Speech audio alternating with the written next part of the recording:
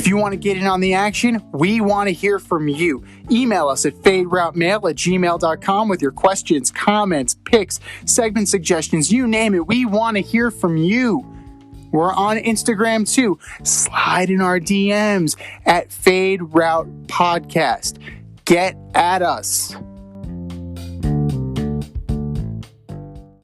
Welcome to the Fade Route with D and Z. Here are your hosts, D and Z.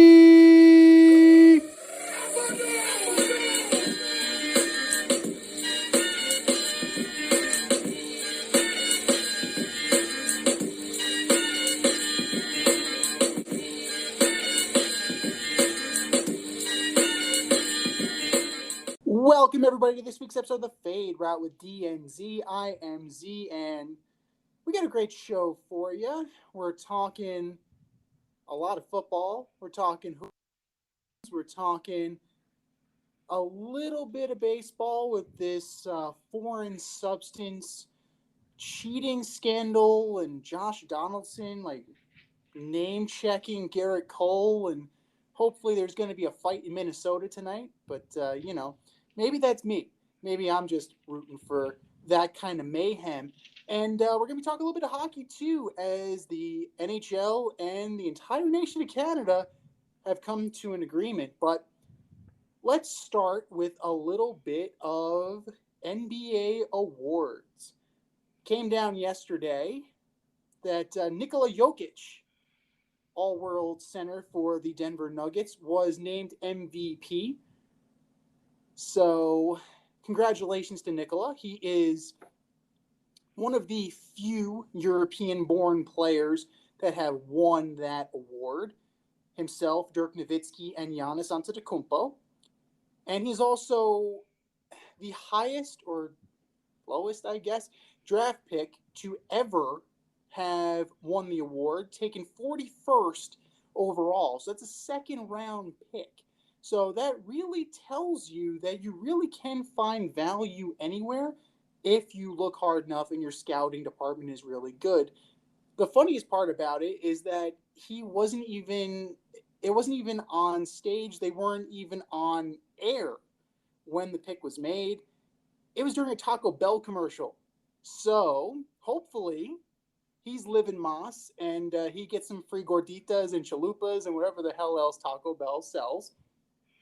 Jokic finished in first, as I said. Ordering up the top five finishers, you're looking at Joel Embiid in second, Steph Curry in third, Giannis Antetokounmpo in fourth, and Chris Paul in fifth. All fine players. I'm going to take a little bit of umbrage with Giannis being above Chris Paul, just for the simple fact that without Chris Paul, the Suns are dead in the water. I mean, they're not even in this scenario right now. They're not the number 2 seed in the West. They're not even in the play-in tournament. They're not even sniffing the playoffs without Chris Paul. Because we've seen it, right?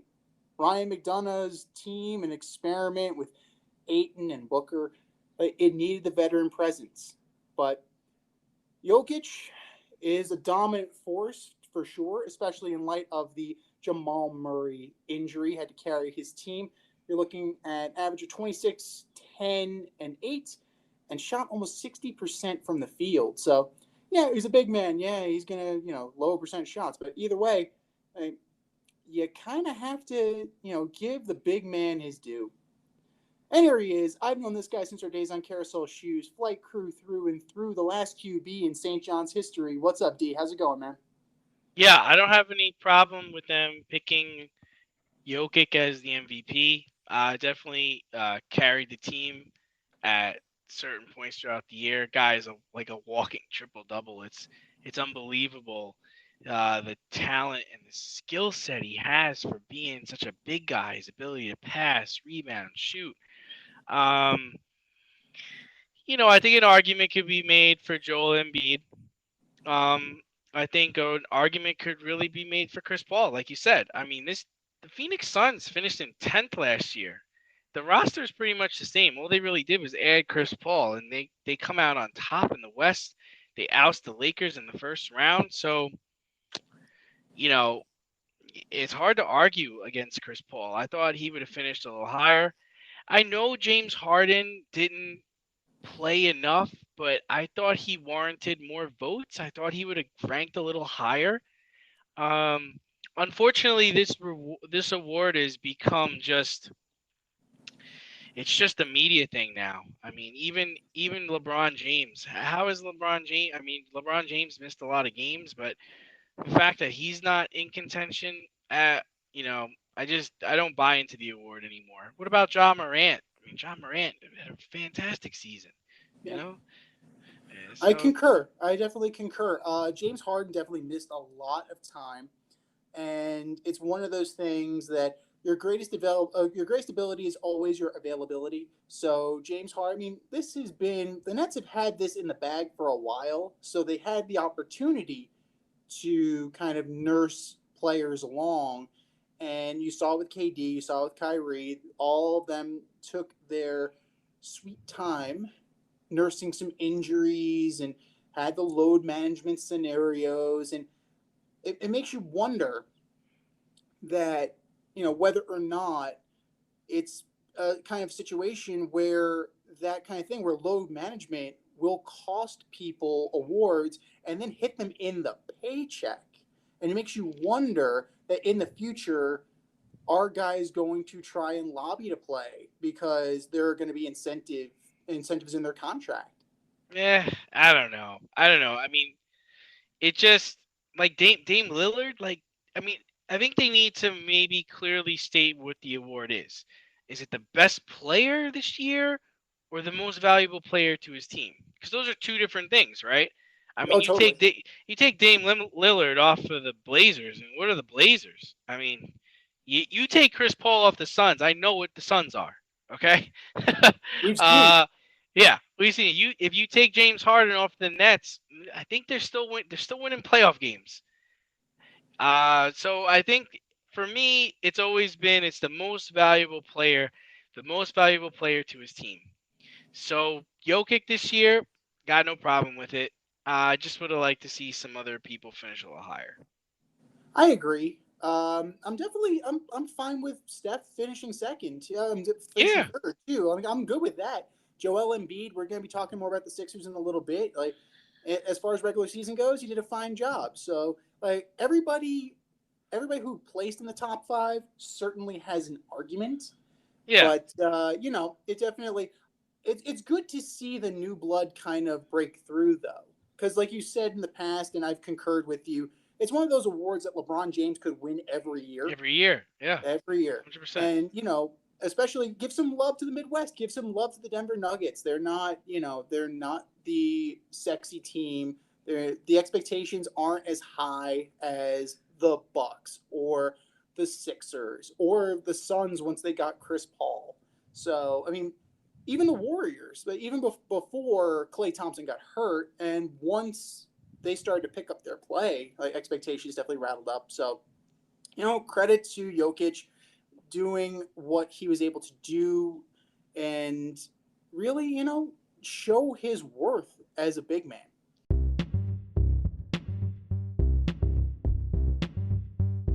It's time for the fade in, where we give a nod to the trending sports stories of the week. Yeah, while the NBA was handing out MVP awards, the Atlanta Falcons were losing their MVP. Julio Jones traded to the Titans. Does this make Tennessee a Super Bowl contender? Well, let's first break down the deal. The Titans not only get Julio Jones, they get a sixth round pick. So basically, Woo! that proverbial PTBN, right? That player to be named later. And in exchange for an all world number one wideout, the Falcons get a 2022 second round pick and a 2023 fourth round pick. Now, correct me if I'm wrong, and I might be wrong. I might be crazy. I might have just imagined that I heard this. It's been hot in Denver. It might be a fever dream. They were looking for a first, if I remember correctly, and they really backed off. And definitely. I mean, they've been trying to move him in secret since March, and if this is the best you can do, I don't know. I think you could have done better. As far as his fit on the team, I hope AJ Brown liked being the number one last year because now he's officially in Corey Davis territory. They brought in Josh Reynolds. They have Anthony Ferkser. So I mean, those guys aren't. They're not moving the needle. This is a three-headed monster of Julio Jones, AJ Brown, and Derrick Henry. And we don't know what this offensive coordinator is because it's not Arthur Smith anymore. Because ironically enough, he's the head coach of the Atlanta Falcons. So I'm He's holding like, out hope. shit. It's like when Scott Proctor got traded to the Dodgers and Joe Torre ended up being the manager. Just like Shit. what the fuck? God damn it! But it remains to be seen. We got to see what they're going to game plan, how they're going to scheme this season. Granted, I mean, it's Derrick Henry's got to be the main focus of this team, and they'll go as far as Derrick Henry's going to take them, like it's been in the past. They've just kind of restructured and reorganized the deck chairs, in my opinion. We'll see what kind of chemistry they put together. Yeah, I mean, I talk about it on a couple of fronts. First, the trade. I mean, a 2 and a 4. I mean, that couldn't have been the best offer they got. They I must have hope been not. afraid. They must have been afraid to trade him in conference because if it's a 2 and a 4, you're the Green Bay Packers and you're going to be going forward with Aaron Rodgers and you want to win now. 2 and 4 seems pretty cheap for Julio Jones, doesn't it? It's very Just reasonable. Very reasonable. just spitballing here, just throwing a shot in the dark. You're telling me the Rams didn't try to give you more because they love giving away shit for free. So, yeah, When's the next time they have a first round pick? yeah, I don't know. 2031, Right, 2032? right. They didn't have the first rounder, but maybe they have a second and a fourth they could throw at you. Cardinals. Cardinals didn't have a 2 and a 4 because that was the place that DeAndre Hopkins was begging him to go. I don't know. The Seems Saints, odd to me. the Saints couldn't Saint, pony up a 2 and a 4. Saints? Oh my Yeah. God! Could you imagine Julio in that offense? Jeez. Jameis would still find a way to throw it to the other team. I think it definitely gives the Titans an edge in their division, right? Yeah. Teams will no longer be able to stack the box against them. That those days are over. So King Henry's gonna have a field day. They're also not gonna be able to double Julio or AJ Brown, right? Because you got to worry about the other guy. So I think the Titans are going to give them a good fight. I think the Colts are going to give them a good fight for the division lead. I mean, you can forget about the Jaguars and the Texans. No. The Texans canceled the rest of their OTAs. They're like, yeah, we've done enough here. just go home, everybody. I've seen enough. Let's just. I'll, I'm gonna go. I'm gonna go throw up now. I'll see you in camp. Fuck. But the only thing is, King Henry went over for 2K in yards last year. 2 years ago, he did 1,500. He's taxed, right? You would assume he's very taxed. He's an older Yeah. back. Julio only played in 9 games last year. Can he stay healthy? Yeah, you would think so. It's different. Um, they're definitely going to put points up. I don't know if they're going to be able to stop people, but I can't imagine them winning less than 10 or 11 games. Well, I mean, you clearly have a 1-1A kind of scenario because you still have AJ Brown in this team, so it's one of those things that I think Julio doesn't have to be the guy because, granted, in Atlanta there was a clear drop off between Julio and Calvin Ridley. Calvin Ridley is a very good player, but still Julio was at a different level. I think now that the roles have reversed and AJ Brown is going to be a little bit on the higher level because he's a little bit younger. He has less tread on the tire. He hasn't carried a dog shit franchise on his back for 10 years. So maybe Julio will defer a little bit. I mean, he already didn't take his number when AJ Brown offered it to him. So kind of like a clean slate, kind of clean break sort of scenario. I don't know if this move puts them on par with the Chiefs. Maybe on that secondary level, kind of with the Ravens and even with the Chargers, on the come. But I mean, they could make it to the AFC title game. It's hard for me to say that they did enough to take it over the top. especially with Gee, young people. you're, But you're really taking shots at the Falcons, dog shit franchise. I mean, they did get to the Super Bowl. I mean, they did blow a huge lead, but they got to the Super Bowl. They were making the playoffs every year, and it wasn't always. I mean, yeah, he was the best receiver on the team, but they had other weapons. Like, don't just shit on the Falcons. They got something going. The other thing I'd argue with you is that I actually think Ridley's a better receiver than AJ Brown. I don't know if AJ Brown can carry what Ridley was able to do. I mean, Ridley was unbelievable last year. I think if Ryan Tannehill is going to have his work cut out for him because those boys are going to be open on every play. mm, So you're going to have to feed somebody. And I agree with you on this front of the defense. I don't know if they can necessarily stop people, and I think the coach will have his work cut out for him because there's no reason why you don't win. that's true. Their biggest acquisition was Bud Dupree. So I don't necessarily think that is the move that takes you over the top. And just to go over the coordinator, the last time he was an offensive coordinator was with the Raiders, and this was the year after Derek Carr had his breakout season, and they went backwards. So we'll see what this guy's made of and what Mike Vrabel can do as far as kind of delegating and making sure that these things are kind of lined up. Because I mean, they went from Arthur Smith, who wasn't terribly creative, but he was productive, to a guy that ultimately got Jack Del Rio fired in Oakland. So I mean, we'll see what happens, but they can't really sputter out of the gate.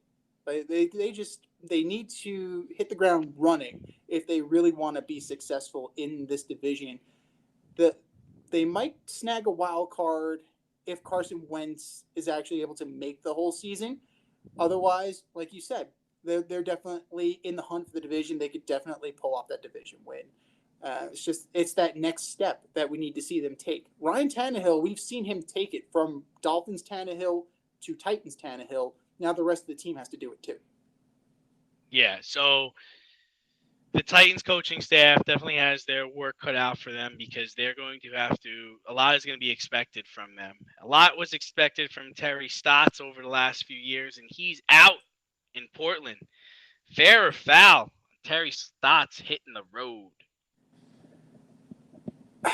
I'm going to say fair from the standpoint that he was with the organization for 9 seasons. After a while, your voice gets tuned out as a head coach, like, especially if you've been around the same group of players for an extended period of time. The only exception we've seen with that has been Belichick and Brady, and it took 20 years for Brady to finally, have enough of Belichick Screw and you, Bill Bill. Belichick. Exactly. I'm going home. But yeah, 402 and 318, 558 winning percentage with the team. He missed the playoffs only once in his tenure. So you can't really say that it was, a failure by any means. The thing with him, I don't think Stotts gets another bite at the apple, though, because this is his third go round as a head coach. Because he was with Milwaukee, he was with Atlanta, and now, 8 years with Portland. I mean, he might end up being like an assistant for a rookie head coach kind of thing, like Chauncey Billups. Chauncey Billups is being kind of, his name has been bandied about with multiple teams. I don't know if it's with the Pacers, who just fired Nate Bjorkgren as well. So like maybe Stotts kind of becomes that veteran coaching, top assistant mentor kind of thing. But it's successful, but at the same time they underachieved because with the talent that they had with Lillard and McCollum and Nurkic and the players that have come through that organization, they should have done better. Yeah, I don't understand why Portland has such trouble time winning games. Like let's look at their roster this year. They got Lillard, McCollum, Carmelo Anthony, and his Cantor, Covington, Nurkic, Powell. Come on, is that is that not better than what the Toronto Raptors were able to win with a couple of years ago? I mean, yeah, they don't have a Kawhi Leonard, but Dame Lillard's pretty good, and they finished sixth this year, right? Then you go last year, they finished eighth. We got Lillard, McCollum, Carmelo, Hassan Whiteside, Kent Bazemore, Trevor Ariza, Nurkic. What happened there? Is it because they're going up against the Warriors? Then 3 years ago, they finished in third. Lillard, Evan Turner, Nurkic, McCollum, Cantor, Harkless, Seth Curry. Oh, like why aren't you guys able to pull it together and win games? And then if we go even further back, we go all the way to the 2014-2015 season when they finished first in the West and they had LaMarcus Aldridge on their team. They get busted out. They lose in the Western Conference Finals, man. Like, no, they lost in the first round to the Memphis Grizzlies, 4-1. Are you kidding? Are you kidding? So, yeah, It's I think. inexplicable. It's inexplicable with that level of talent that you just listed off.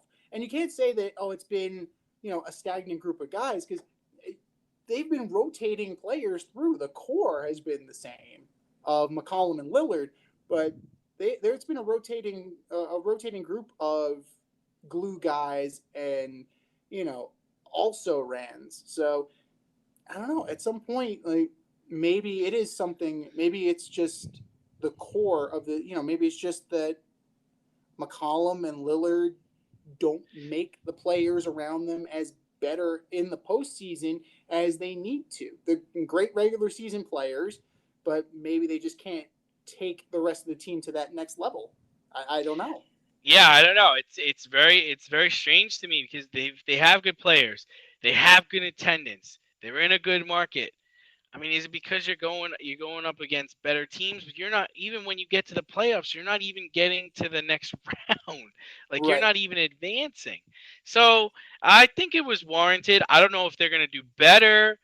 Already you have Lillard coming out and saying he wants Jason Kidd to be his coach. Kidd, Kidd immediately removes his name from the search. I mean, is Dame the problem? Is maybe he's not as big of a star as we think he is? Kid just poured Pepsi on the floor and slipped on it himself. He's like, "I'm out of here. No, I'm good. I'm good, Dan. Did you just say my name? Did you say my name? No, no, no, no, no, no, no. Did you say Jason Kidd? I'm sorry. Yeah, I don't know. I think superstar players don't get told no. I'm sorry. Granted, Jason Kidd was a superstar player, and he has experience with that since he got Byron Scott fired. Yeah, I don't think the cachet is there for Dame Lillard just for the simple fact that he called his shot and was refused. You don't see LeBron James getting refused. Michael Jordan's not getting refused. Kobe wasn't getting refused. Your superstar makes demands or makes suggestions or makes certain requests. You're listening to them, and for this kind of public rebuke, that doesn't bode well for him. And as far as trying to like reshuffle the deck and kind of rebuild the organization, Lillard would definitely fetch a pretty penny. He would definitely get some players back for you, but I don't know where the fit is. I mean, of course he's linked to the Knicks because everybody's linked to the Knicks, but if I'm the Knicks, I don't necessarily want to break up my core. I got a good thing going. I can just spend free agent money. Why would I want to break up this group? Like what happened with Gallinari and Chandler and all the players that got sent to Denver for Carmelo. So, I think Lillard is just he's not the level of a LeBron or even a KD, a Steph Curry. He's that notch below. Like he's got the cachet only up to a certain degree. There's a lot to digest there. I mean, the first thing I want to talk about is like I'm not sure what Jason Kidd's angle is, right? Like if he's right now he's coaching the Lakers. He's a California kid. He went to Cal. He's from San Francisco. And I get why he probably doesn't want to leave LeBron and the Lakers, right? He probably just wants to stay there. Maybe that's what he wants to do. He wants to ride that out. Maybe take Vogel's job or at least stay until LeBron and AD break up. But there's talks about maybe he wants the Celtics job. I don't think that's a good fit for Jason Kidd. No. That doesn't seem like that would work out. Or maybe he's holding out until the Dallas job becomes available because he played in Dallas, he won a championship in Dallas. I don't know if Carlisle's going to be leaving. Maybe he wants to go to Miami. Maybe he wants to stay out of small markets. He was in a small market with the Bucks. Maybe he's like, I need the prime time. I need the lights. I don't But know because he cut his teeth with Brooklyn, so it's like it's I New don't know York what he though. It's wants. not. It's not the Knicks, but it's New York. Yeah, but it's And still then, it's New York City, so it's a big market. So I don't know what the hell I don't know what he wants. and then Like to address the Dame Lillard thing. I mean, I've always had this philosophy: if we're not winning with you, we cannot win without you too. So teams that would probably vie for his services, I don't see him coming to the Knicks, but I would think the Lakers are definitely in the game. I think the Clippers are in the game. If they don't want to trade him in the West, I think Dallas is also an option for him. But if they don't want to trade him in the West and you send him East, I would think Miami. I would think the 76ers, right? Those are the teams that kind of yeah. jump out to me that have the capital, they have the players, they also have the draft picks. But yeah, I mean, he is their guy. People are coming to the games to see him. He is their superstar. But dude, you're losing the first round. Um, I mean, you So weren't even on an All Star team a couple of years ago. So would it no. be fair to say he's almost like Allen Iverson? Granted, Allen Iverson did make it to an NBA final with the Sixers, but he just seems like that kind of player, just like a scorer, just gonna get as much as you can out of your ability and then just never reach that next level. What about the Celtics? We were talking about trying to get out from Kemba Walker's contract. Maybe Brad Stevens would be able to kind of make that enticing to the Blazers. Yeah, I mean, if I'm the Blazers, I take Kemba and draft picks. Yeah, I'd take that. That would be nice if he was there with Jalen Brown and Tatum. They Yeah. could become a formidable three. But you compared him to Allen Iverson. And it's a good comparison. Allen Iverson also took advantage of having Larry Brown. I mean, that's Mm, when his success was, the best. I don't think he did well when he went with George Karl no. in Denver. I think they did make the playoffs, but that was a really good team too. Because if I'm not mistaken, they had Kenyon Martin and they had Carmelo Anthony and Allen Iverson for a while. But you know, I like Dame Lillard. I think he's a great player.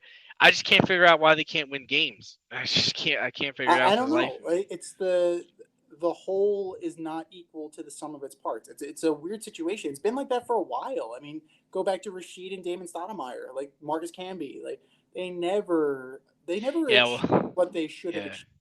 I mean, Clyde yeah, but Drexler had to go to Houston to get where he needed to go. So I mean, it's something in the water, man. But to go back to well, what you mentioned about Jason yeah, Kidd, go ahead. like Yeah, Jason Kidd, you mentioned Dallas.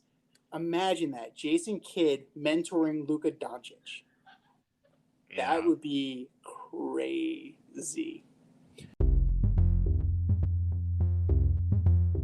Are you in need of air care maintenance or service? I have the company for you. Air Care Technicians. They service the Westchester and Northern Bronx area and can help you with all your heating and cooling, maintenance, and service needs. Just give them a call at 914-315-1547. Again, that's 914-315-1547. Or shoot them an email at aircaretechnicians@gmail.com. These guys are the real deal as they are veteran owned, licensed, and insured. Make sure to tell them that D&Z sent you.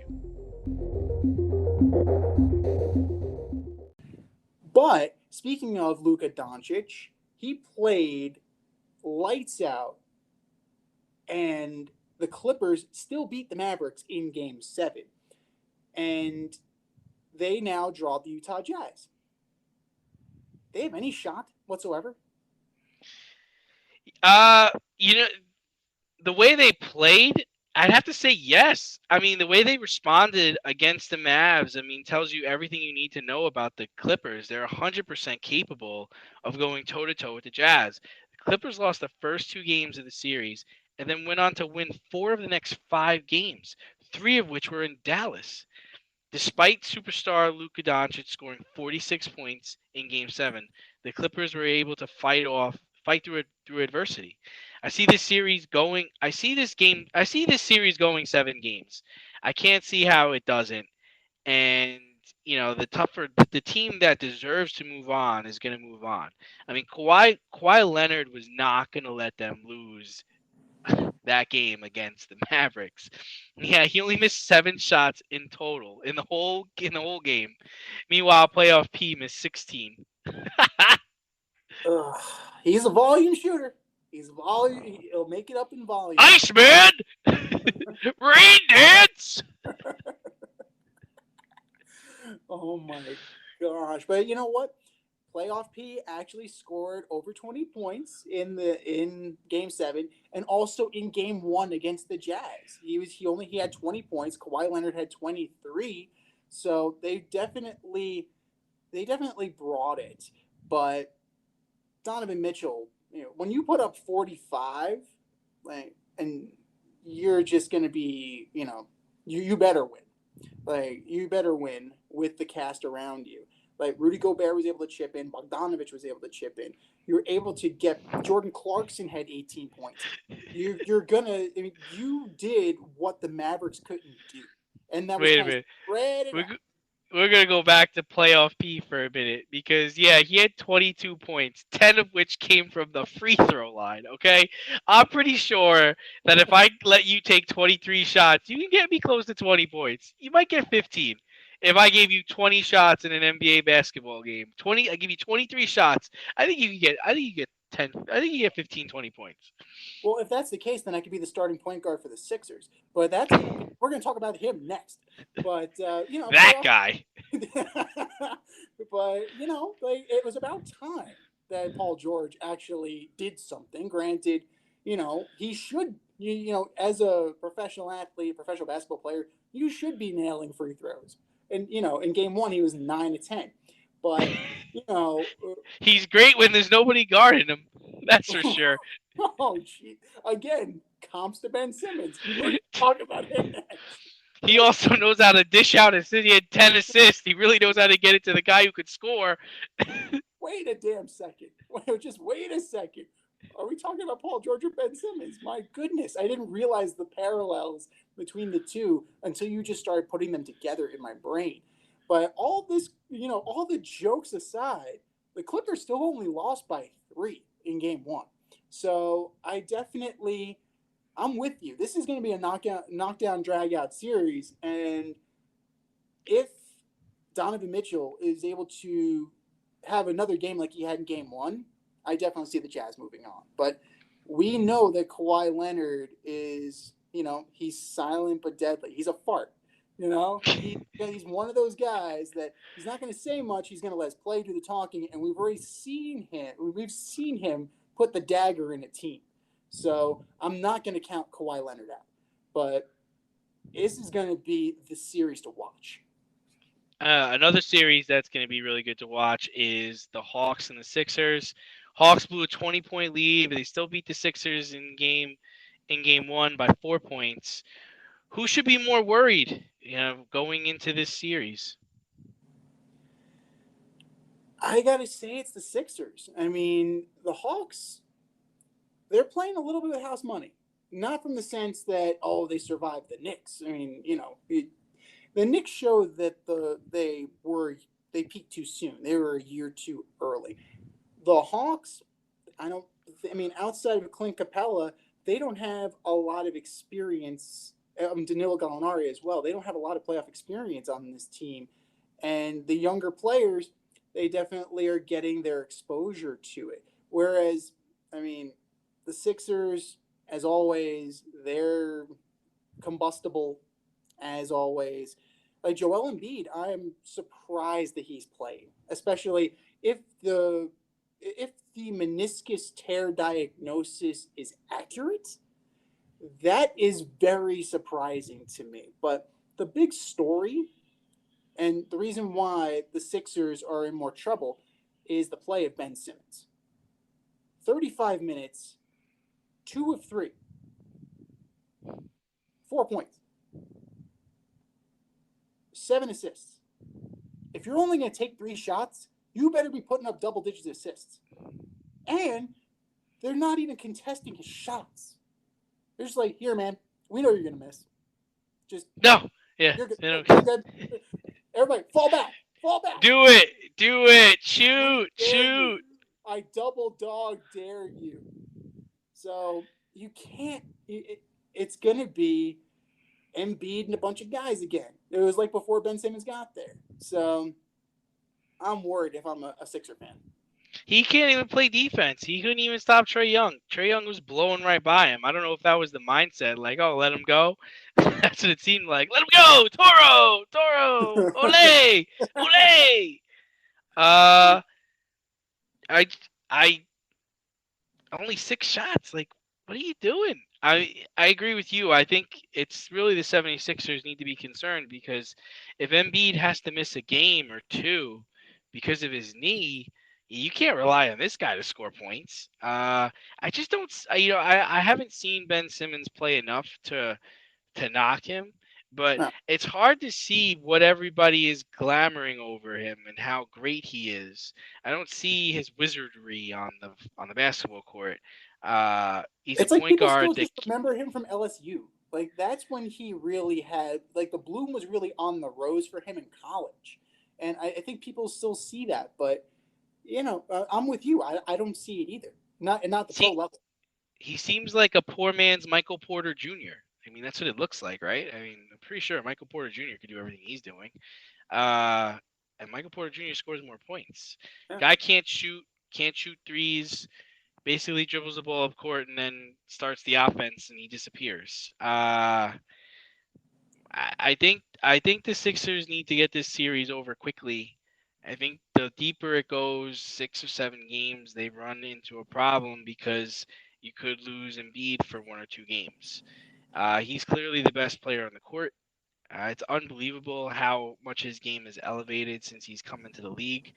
He was hurt the first couple of years, but man, he was shooting threes last night. He's shooting off of 1 foot, fadeaways, rebound, dunking the ball, going to the ground. He's all over the place, dropping 40 points. Uh, it's clear that Ben Simmons can't really pick up the slack, and now I know why Daryl Morey was probably trying to trade him for James Harden because that would have been a steal. Oh yeah, no. When Tobias Harris and Seth Curry are the guys that kind of rally around. Oh, and the immortal Shake Milton. I'm sorry, I forgot to mention Shake Milton.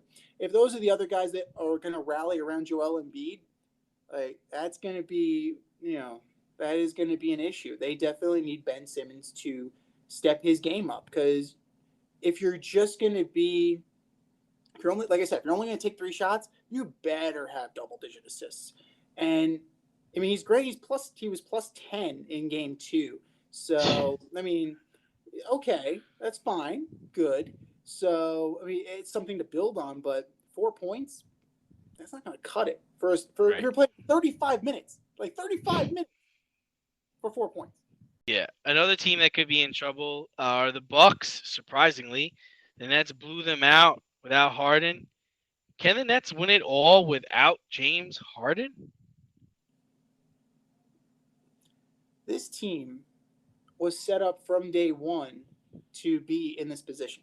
So when they built this team with KD and with Kyrie, these were their aspirations. So I'm not saying they've kind of had it in neutral until now because we've definitely seen them struggle and we've seen them have to make the effort. But it's hard to envision a scenario where they don't win. It's very difficult for me to do so. They took the corpse of Blake Griffin and took him back to where he's dunking again. I want to let that sink in for the listeners out there. Blake Griffin hadn't dunked in years because he was so miserable and depressed about being in Detroit. And we love Detroit. We love the Motor City. But this team, like this is the team of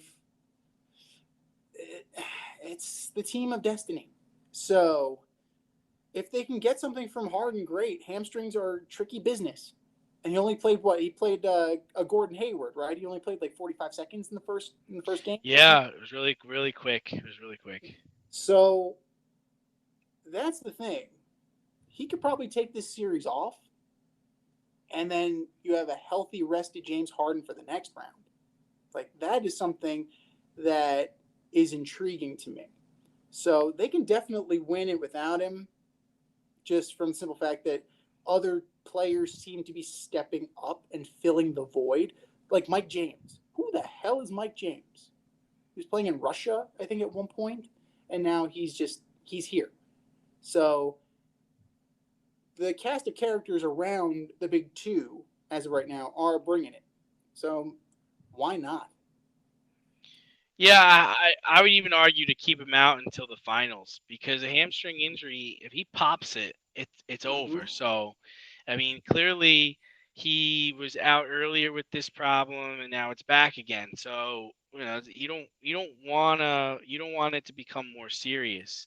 I really thought the Bucks would use their size to their advantage, and they're not. Instead, they're trying to outscore the Nets. I mean, you're trying to outshoot them, shooting threes. This is not working at all. I hope they retool when they get back to Milwaukee. But if the Nets beat the Bucks, they'll likely play. They're gonna play the Sixers or the Hawks. I Mm-hmm. don't think they're gonna need Harden for the Hawks. But if Embiid is healthy, they're probably gonna need Harden for the Sixers for at least a game or two. I'm not sure who's coming. I'm not sure who's coming out of the West. It's hard to speculate right now because all those series are just started and they're actually pretty competitive from the jump. But I would really contemplate sitting him out because the last thing I need is him to pop it, and then it's really going to be an uphill battle for the next couple of weeks. Agreed. And if you look at the stats, like they're getting points, they're scoring points. The Bucks, big cogs, right? Your Antetokounmpos, your Middletons, and your Holidays, even Brooke Lopez, they're scoring. But if you look at their plus minuses, they're just getting worked over by this team, and they're not even at full strength. DeAndre Jordan didn't even play, so Don't need him. no, they don't need him. Exactly, that's crazy because DeAndre Jordan, his big thing, it's defense and it's rebounding, and I mean, Antetokounmpo -22, Middleton -30, Drew Holiday -27. Like these are, I mean, Drew Holiday, where's Drew Holiday been, man? I thought he was a huge pickup for them, and I thought he was really gonna help put the Bucks over the top because what they needed was like a really good point guard, and I love Drew Holiday. I think he's a top 10 point guard. it's funny. This team it hasn't been the same since Malcolm Brogdon went to the Pacers. So I don't know what The Malcolm Pacers Brogdon. haven't been the same either. Yeah. So I don't know what that means exactly, but it's this team is just they're just getting worked over, and you gotta. I'm not sure if Coach Bud is going to be able to make the necessary adjustments to take Chris Middleton's -30 and somehow turn that around. And you're running out Yeah, of time, Coach. If you got right. anything in that bag of tricks, now would be the time. I'm just saying. Another team running out of time right now is the Bruins, as the Islanders seem to be taking it to them. They're winning 4-2 right now, going into the third period. But talk a little hockey. NHL and Canada agree on a travel deal. Is that a big deal, little deal, or no deal? Well, it clears the way for either the Avalanche or the Vegas Golden Knights to be able to go to Montreal, and you can actually have a series that's semi-competitive because there'll be a true home and a true home. Now, where this may actually give the Montreal Canadiens a little bit of an advantage is that there are going to be enhanced COVID testings, enhanced protocols, and the American teams are going to be put in a de facto bubble. So it's been looser down in the States than in Canada. So I wonder if going back into that kind of tight restriction is actually going to favor Montreal, because that's kind of what they've been dealing with most of the year. Um, the more talented teams should come through, but at the same time, I said that about the Winnipeg series, said about the Toronto series. Right now, Carey Price, Corey Perry, Tyler Toffoli, these are the guys that are carrying the Montreal Canadiens, and it may very well provide a distinct competitive advantage that might, carry on into the Cup Finals against either my pick, the Islanders, or believe your pick, the Tampa Bay Lightning. But Yeah. we'll see. We will definitely see. But it'll be nice. One thing we can agree on, whether or not we think there's going to be a competitive situation, a competitive balance situation. Let's agree that it's great to be able to actually go play a Canadian team in Canada and have a real kind of thing, and not have, a bubble like we had last season. Yeah, I agree with that, but I really, honestly, I don't see the big deal in this. I mean, these are hockey players. They don't care where they play. They're playing for. They don't care. They don't care where they're going to be playing for Lord Stanley's Cup. I'm going with no deal on this. If the Canadians had to play out of Tampa, Florida, they would gladly do so, and they would still bring their A game. They'd be still working the boards and still play some fantastic hockey. That's just my opinion. Definitely. I mean, they have definitely been the surprise of the Stanley Cup playoffs right now. So we'll see how far they can ride this. I mean, could they be on par with the St. Louis Blues? They weren't expected to do anything, and they rode it all the way to a Stanley Cup. So we will see what happens, but they're not getting a cupcake next round. That is for damn sure. You're either getting the Colorado Avalanche or you're getting the Vegas Golden Knights. You're going to get somebody's best shot. And then in the finals, if you make it that far, you got the Islanders, who are kicking the crap out of the Bruins and are playing such a stout defensive game, and they've been playing to a little bit over the edge, and Bruce Cassidy called them out on that, head coach of the Bruins. He called them out on playing a little bit over the line, partially to work the refs so he would get more power plays. And it worked in the first period. They actually had 2 power plays, and they converted on one. Marchand, your boy, he put one in. So, I mean, we'll see where it goes. I mean, you're either going to get the Islanders and the tough defensive-minded team, or you're going to get the Lightning, who are just probably going to blow your doors off because they're that skilled.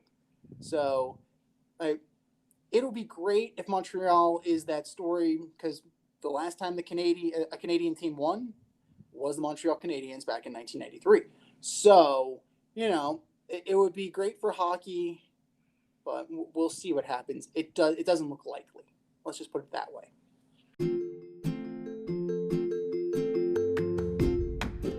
You can't help but smile when you see a balloon. The simplest occasion is a party. Westchester Pop Stars, located in New Rochelle, New York, offers balloon styling and decor for all life's events: birthdays, anniversaries, weddings, showers, school and corporate events, store openings, or just because.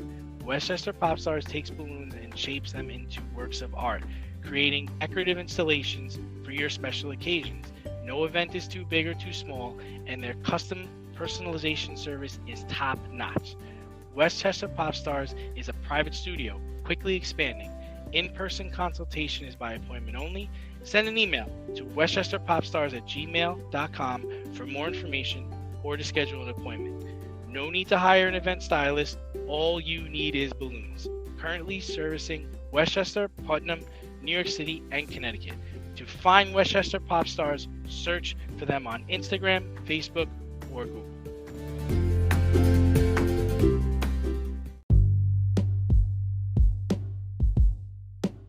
Bullshit or no shit? We're going to debunk this week's most controversial sports topics right now. All right, boys and girls, you know the deal. If we agree with this statement, it is no shit. If we disagree with the statement, it is bullshit. Bullshit or no shit, number one. Major League Baseball's foreign substance crackdown will help out offensive production. Bullshit. The only thing that's going to help offensive production is getting rid of Rob Manfred. Players are going to find a way to get an edge. Baseball's full of highly competitive people trying to get it over an edge over their opponent. There's no way to fight it. I think the best way for Major League I think it's, you can police it all you want, but whether it's suntan lotion or spider tack or whatever, they're gonna find a way to cheat and get over on their opposition. I'm going bullshit as well. You know, just to kind of get everybody up to speed on this, Major League Baseball is starting to crack down on things like bullfrog, sunscreen, rosin, kind of placed in a suggestive location, like on the bill of your cap or on your belt. Think Bad News Bears. Think, when she went to when Tatum O'Neal went to her cap. Think stuff like that. They're now emboldening and empowering the umpires to make random checks, particularly after a pitcher has left the game. Um, we're talking about pace of play, right? And now we're going to have 8 randomized substance checks per game. That's definitely going to, really speed up the game. Way to go, Rob. Nice job. And they're going to impose 10-game suspensions, it looks like, for anybody caught.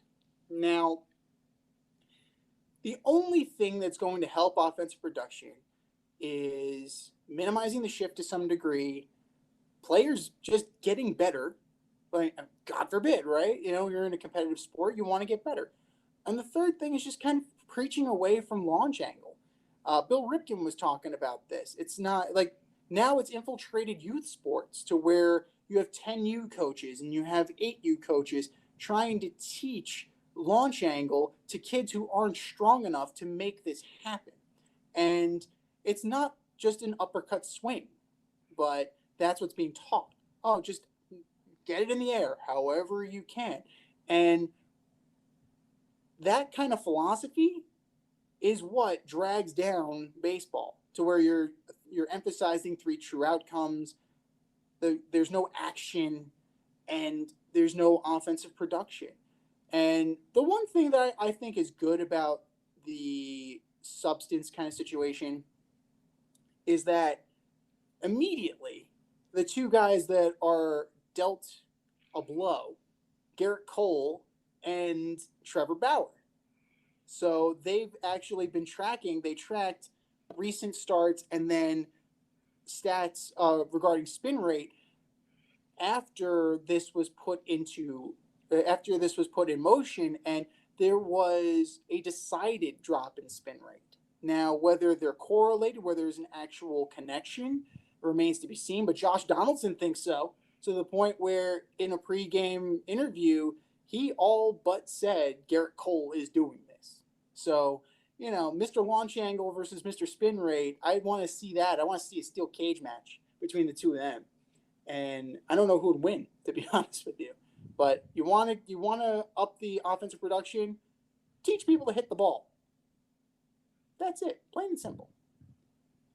Bullshit or no shit. Number 2, Floyd Mayweather ruined his legacy by fighting Logan Paul. I'm gonna say bullshit. I think he ruined his legacy by not fighting Manny Pacquiao in his prime. Now Floyd Mayweather is just a carnival act. He's a Connie. He's a showman. No matter no matter who he decides to fight, people are going to be willing to line up to pay him and watch whatever chump he fights get in the ring with him. It's not a fight; it's a show.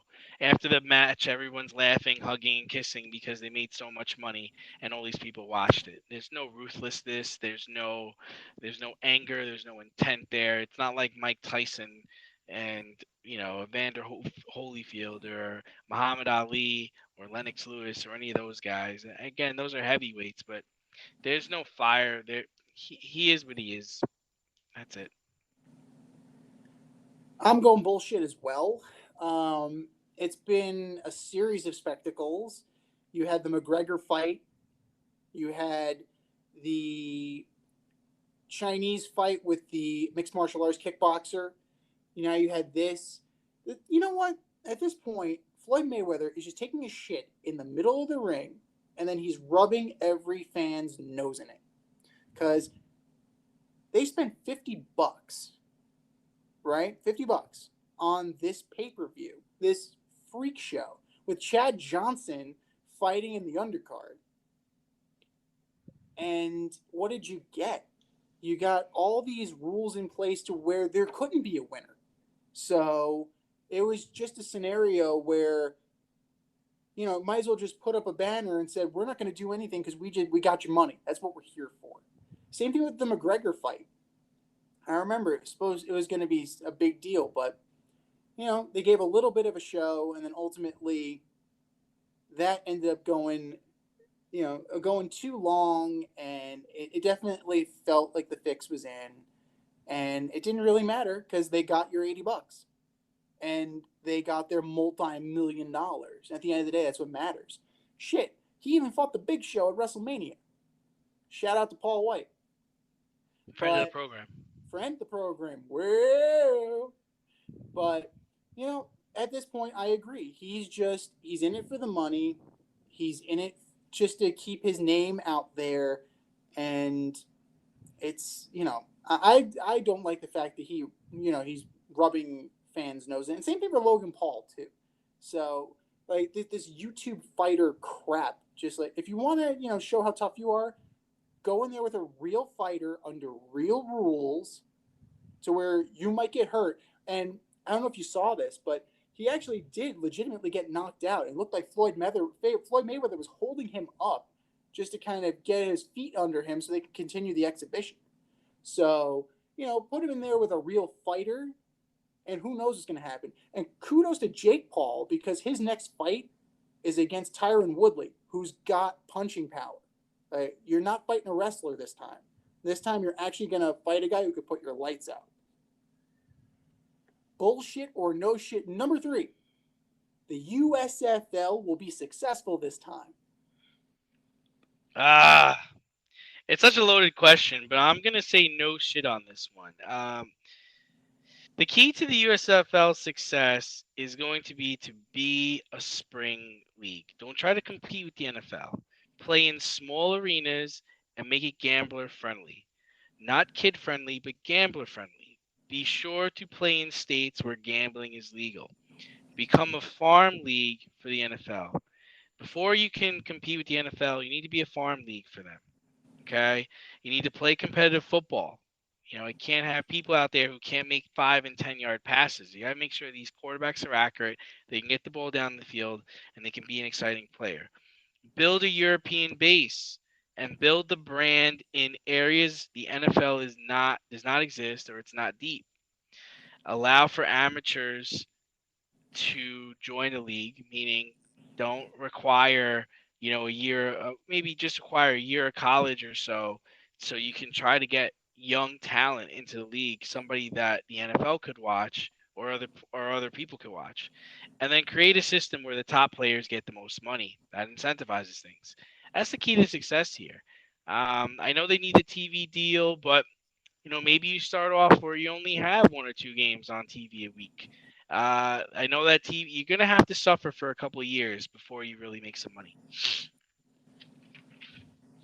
I'm going no shit on this one, just from the simple fact that the USFL, prior to the misguided attempt to go head to head with the NFL, it was established. It was there. You had Reggie White, you had Herschel Walker, you had Steve Young, you had Jim Kelly. There are roots there. There are roots there that you can tap into. And I would argue that they're a year too late. I would have, if I was the head of the USFL and I had my shit together, I would have tried to do this last year and throw a blank check at Trevor fucking Lawrence. So you're going to need star power on the level of a Reggie White or Herschel Walker or something. You're going to need somebody to choose you before going to the NFL, like those guys did. And it can't There's be the definitely a market. There's definitely a market for it. There's definitely a market for it. You could Oh do yeah, it. no. All things football. Like people love football. Like, if you're a football fan, you love football. Like that, you'll watch football. Hell, I mean, you watch the AF for what the 4 games that was actually the 4 weeks it was available. You watch the XFL. So and this go around and the last go around in the XFL. Granted, this time it was a little bit more competitive. So give these guys a shot. And who knows, you may be sitting on the next Steve Young. You may be sitting on the next Jim Kelly. You just can't go head to head with the NFL. You need to, like you said, you need to build that bridge to where you can end up being a funnel league for them. You can be almost a minor league system. That would be ideal for them. Not direct competition. Actually, even best case scenario, like the old like the AFL, maybe some of the teams merge in, like a St. Louis or a Birmingham or other smaller markets that are football crazy that could end up growing. So as long as you avoid the pitfalls of the past in terms of competition, content is king, man. They'll get a TV deal. They'll get everything they want, and then they'll just be raking in the dough. Just don't compete with the NFL.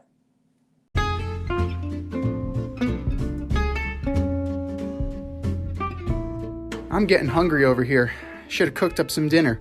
And if you're looking for a new cooking show to binge, check out As You Eat It on YouTube, hosted by me, Chef Z. I invite you into my home and show you what and how I cook when I'm off the clock as a chef instructor. You're going to learn fun recipes and creative methods to empower and inspire you in the kitchen and take it to the next level. Cook how you want to cook, eat how you want to eat as you eat it. That's As You Eat It, available only on YouTube. AZ, you eat it. Check it out, and let's get cooking.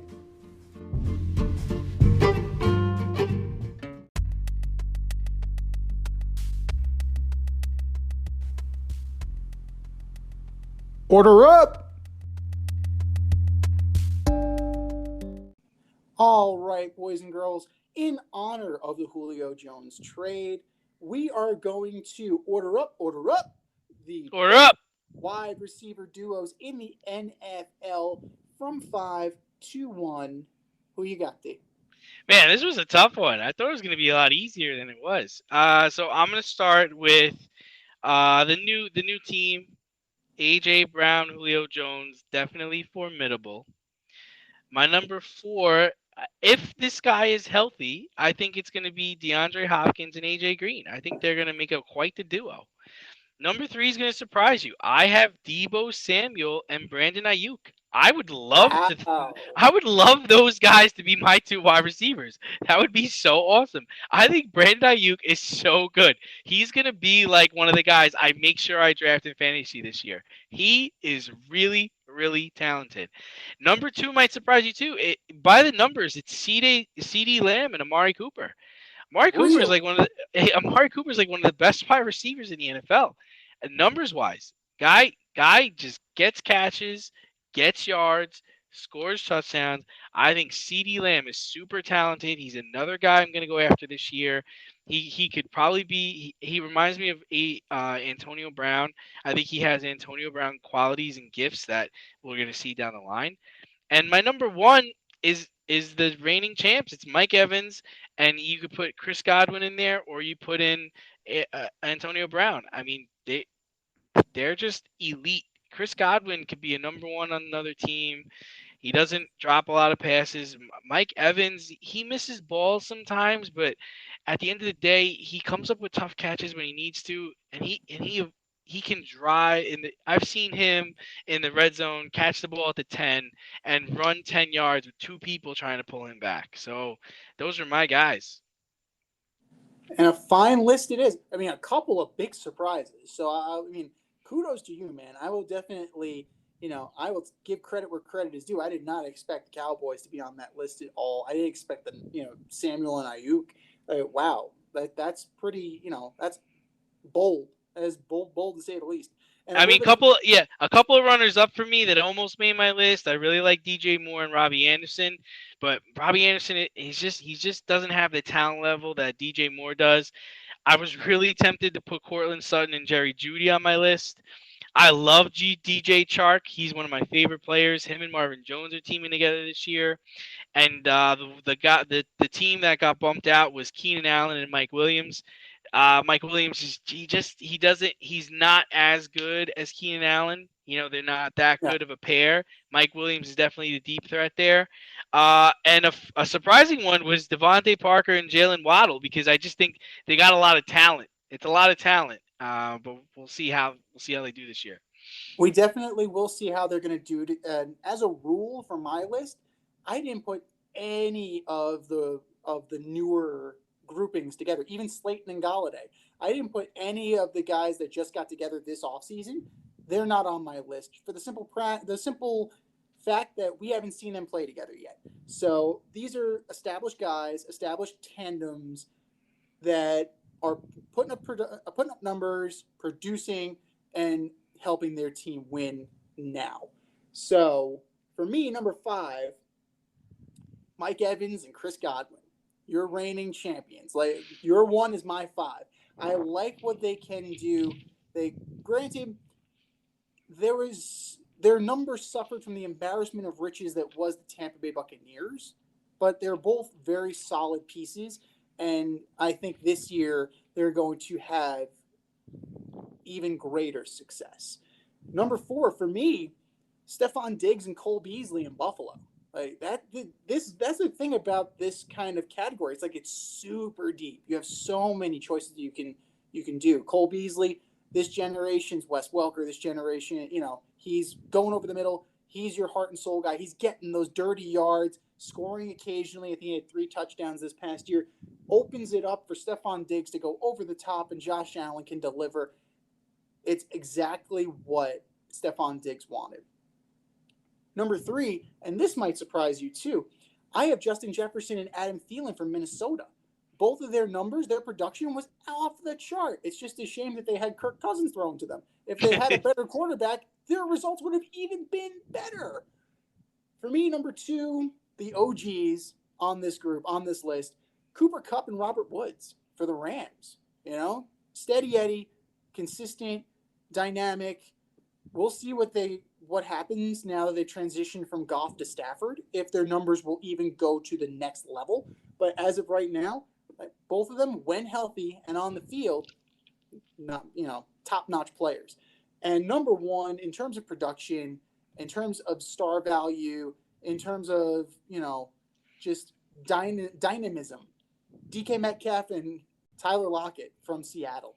Like, they're complementary players. They just play off each other so well. They each do what the other can't do as well. And you can see by the numbers that they both mutually benefit from being the other guy's handcuff. Well, that's our 5-1. What's your 5-1? Hit us up on IG at Fade Route Podcast, on Twitter at Fade Route DNZ, or faderoutemail@gmail.com. This has been the Fade Route with D&Z. Thanks for tuning in tonight. You can catch our podcast on Wednesday nights on the Anchor, Spotify, or other premium outlets where podcasts can be heard. Until next time, stay faded, everyone. Talk to you next week. Thanks for listening to this episode of our podcast. If you like what you heard and want to hear more, be sure to like and subscribe on your favorite podcast platform. Rate us 5 stars, leave us a review, turn on subscription notifications, and tell your friends. Spread the word, spread it wide.